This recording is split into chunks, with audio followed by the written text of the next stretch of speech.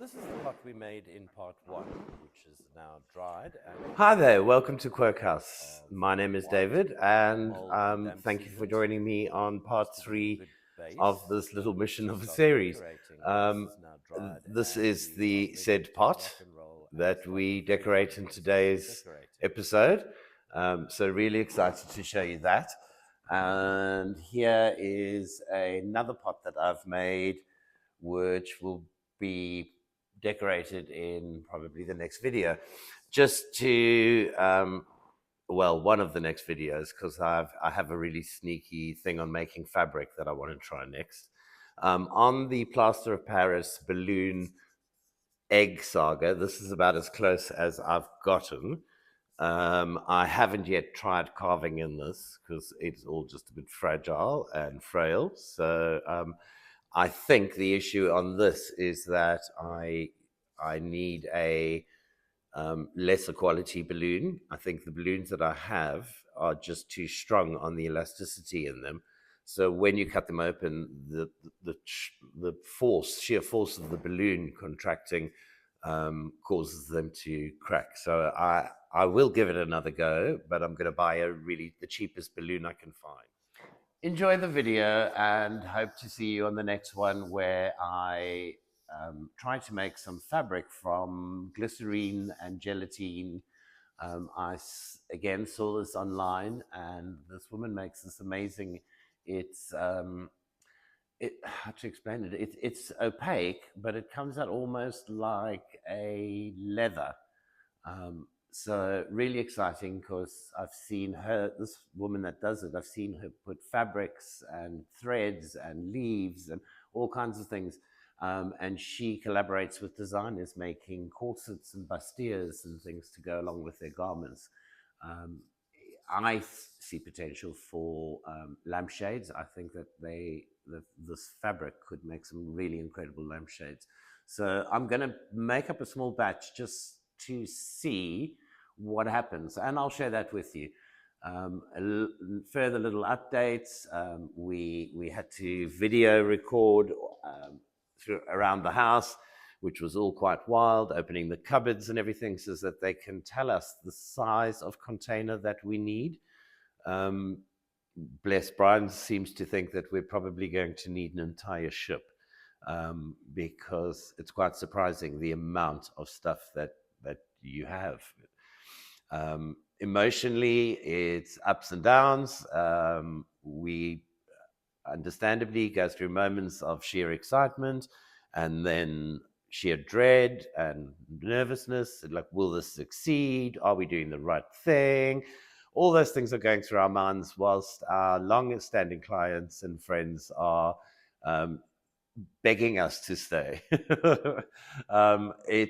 It is very tempting, and it would be very easy, but that's not what we're about. We really are going to embrace this new adventure at this stage of our lives. So stay tuned.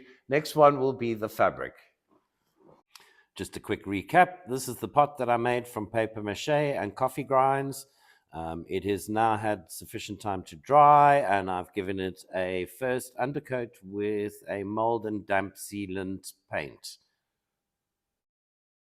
For this process, I'm going to speed up the video quite a lot, because I'm not really wanting to teach anybody how to decorate their pots, because that's totally unique. So I start off with a very watered down acrylic paint, and this is terracotta that I'm using, just to get an undercoat and a bit of color onto there. Once this is complete, I let it dry for about half an hour and then start on the next layer of color. The next color to go on is raw sienna, and I just, again, also quite diluted down with water, just give it a quick brush over and cover the whole pot almost in the raw sienna. It's starting to get, I'm wanting to get a deeper tone, so it's starting to get nice and warm and the kind of tones I'm after. So the raw sienna is now on. I've put enough concentration where I want it, and I've let it drip and do all kinds of interesting things, and looking forward to the next level. And now it's burnt umber, which I'm putting on, starting with kind of where I want the darkest areas to be. Um, really loving what the color's doing. So I carry on along with this process, just really. If you're doing this at home by yourself, you can really just go mad, as you can see, let the colors drip. Um, yeah, you really don't have to be too fussy about it. At this stage, I'm starting to love the textures that are starting to come through. I'm now just brushing with a flat brush, just lightly over the surface. It just catches the raised areas with this darker color.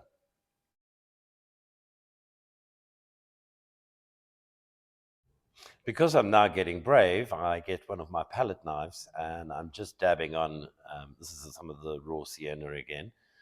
Just bringing some areas of light, just trying to make it mossy and old, and um, yeah, just bringing out tones and having a good old play. Finally, really happy with the results. This is the pot ready for me to now take the raffia and close up the gaps that I left in the beginning. And so here I start on the mammoth task of threading the raffia through the holes that I made. I am a bit unsure as to how I want it to be. I know I don't want it to be too neat and too structured. So you'll see later on when I'm finished the weave. It is very gnarly because I really do want you to be able to see through. On the second hole, I decided to use a different pattern, which you can see to the left of where I'm working now. And this is the third hole to cover, and the process of weaving it all through there, and we're nearly done. Finally, the pot is finished, and I'm really, really happy with how it's turned out. I'm really proud of my first ever pot. I definitely learned some stuff and yeah, thoroughly enjoyed the experience. Recommend it for anybody who wants to try. It really was a lot easier than it looks. Well, and that brings this episode to an end.